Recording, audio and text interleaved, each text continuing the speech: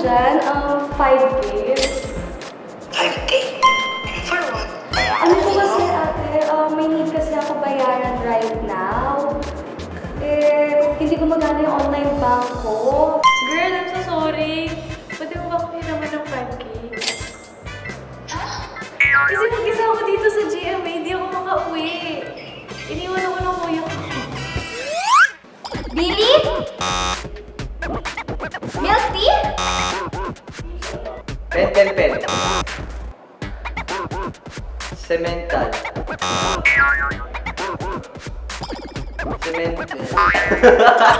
Ano?